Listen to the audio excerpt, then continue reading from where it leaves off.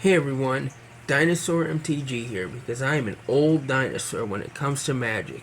And I am continuing the videos I started talking about Fallen Empires and rules questions that came up with it back in the day when it was still fresh to the game. I'm reading these out of an old issue of The Duelist from early of 1995.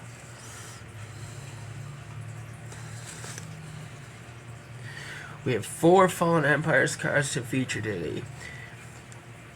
Farrel's Mantle, of which I already did another video on. Farrel's Zealot.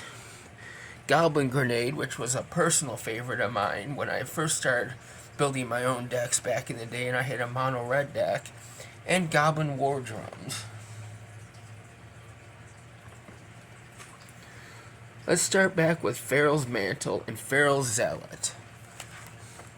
So the rules question that comes up here is how much damage can I do if I use Farrel's Mantle on Farrel's Zealot? So let's read the cards.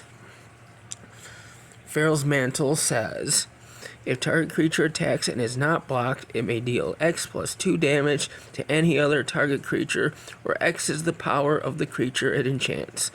If it does, it deals no damage to opponent this turn. And then Farrel's Zealot. It's a 2 white and 1, a 2/2. If Farrel's Zealot attacks and is not blocked, you may choose to have it deal 3 damage to target creature. If you do so, it deals no damage to opponent this turn. So they both have similar effects that matter if the creature is attacking and not blocked. So I'm going to guess, I don't read the answers ahead of time, so I'm going to guess that they're going to add effects. So let's see what it says. If you pit Farrel's Mantle on Farrel's Zealot and the Zealot attacks and is unblocked, the Zealot deals 3 damage to a target creature plus X plus 2 damage to a target creature. The Zealot can target the same creature or different creature with the 2 abilities. So I was right. Now let's look at Goblin Grenade. If I cast Goblin Grenade and then fork it, do I have to sacrifice another goblin to make the copy of the spell work?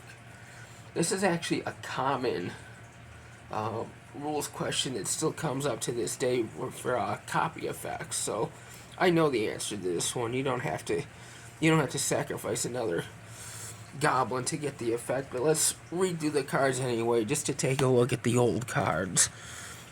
Goblin Grenade. This is one of my favorite arts on a Magic card. 1 red sorcery, sack a goblin, tap a Goblin Grenade, deal 5 damage to 1 target. And then fork is basically, everybody knows fork. 2 red, interrupt or instant, with modern wording. It just copies a spell. So their official answer is just basically no. If you fork a spell requiring a sacrifice, you are not required to pay the sacrifice again. Okay, finally let's look at Goblin War Drums. The card that I still use in my Goblin commander deck. So their question is, if there was a Goblin War Drums out, and I only have 1 blocking creature, can I still block with it? I'm going to say no, because I know what Goblin War Drums does. So let's read Goblin War Drums. 1 red and 2 enchantment. Each attacking creature you control that opponent chooses to block may not be blocked with fewer than 2 creatures. So it gives all your creatures menace. And if you look at the Oracle text for Goblin War Drums, it does say creatures you control have menace. So the answer is, so I'm going to say no. You have to have 2 creatures to block it. So even back then they say no, when Goblin War Drums is in play, you have to block with 2 creatures if you're going to block at all. If you have only 1 creature available to block with it, you cannot use it to block. Okay. So that's just a few more cards I wanted to take a look at. Just basic rules questions that, most people know the answers to, but still I wanted to, look at the old cards and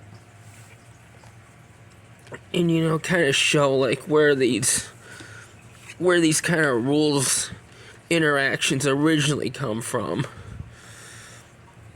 And just, I'm an old dinosaur. I like to look at old cards, so if you like this kind of content, want to see more, subscribe, get notified, do all the things.